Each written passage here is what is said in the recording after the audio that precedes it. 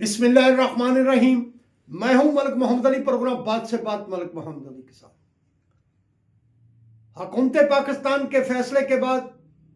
کہ آئی سی سی T20 world cup میں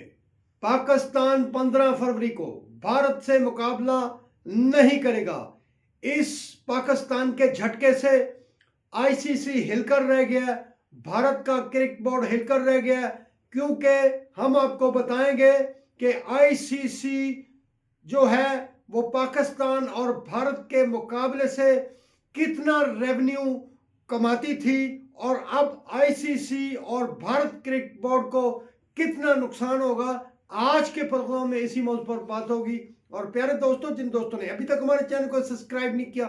برائے مہربانی وہ ہمارے چینل کو سبسکرائب بھی کرے، لائک بھی کرے اور شیئر بھی کرے۔ اور آئی سی سی T20 ورلڈ کپ جو کہ اب شروع ہونے والا ہے، پاکستان کی ٹیم ہمارے اس پروگرام تک سری لنکا روانہ ہو چکی ہوگی، اور پاکستان 7 فروری کو اپنے ٹورنامنٹ کا آغاز کرے گا نیدرلینڈ سے مقابلے کے بعد، اور اس سے قبل پاکستان 4 فروری کو جو پریکٹس میچ کھیلے گا۔ اب ہم آپ کو بتاتے ہیں کہ پاکستان کے اس اعلان کے بعد کہ پاکستان آئی سی سی T20 ورلڈ کپ میں 15 فروری کو کولمبو سری لنکا میں بھارت کے خلاف مقابلے میں حصہ نہیں لے گا، اور پاکستان نے یہ فیصلہ اس لیے کیا ہے کہ بنگلہ دیش کی کرکٹ ٹیم کو ناحق ناانصافی کرتے ہوئے اور میرٹ کے خلاف آئی سی سی جو کہ بھارتی کرکٹ بورڈ کی لوڈی ہے، جے شاہ جو بھارت کا سابق کرکٹ بورڈ کا سربراہ ہے، اس نے ناحق فیصلہ کرتے ہوئے بھارت میں نہ کھیلنے کی پاداش میں بنگلہ دیش کو T20 ورلڈ کپ سے ہی پار کر دیا، اور اس کی جگہ پر اسکاٹ لینڈ جیسی جو 21ویں نمبر کی ٹیم تھی اس کو جگہ دے دی۔ بہرحال پاکستان کے اس فیصلے کے بعد ہوائیاں اڑ گئی ہیں بھارت کی بھی اور آئی سی سی کی بھی۔ اب آئی سی سی کی طرف سے ایک ٹویٹ جاری ہوا ہے جس میں پاکستان کو اس مسئلے پر نظر ثانی کے لیے کہا گیا ہے، اور کہا گیا ہے کہ اس سے جو کرکٹ ہے اس کو بہت نقصان پہنچے گا۔ بہرحال ہم سمجھتے ہیں کہ آئی سی سی اس وقت کہاں تھا جب بھارت کی بات مانتا تھا،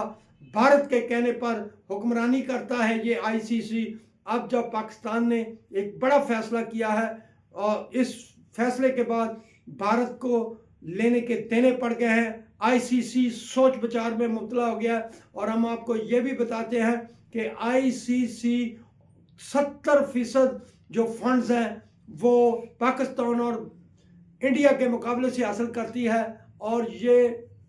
براڈ کاسٹر کے علاوہ فنڈز ہیں۔ ہم آپ کو یہ بھی انکشاف کرتے ہیں کہ جو بھارتی براڈ کاسٹر ہیں 1 منٹ کے ٹی وی ایڈ کے لیے $4,800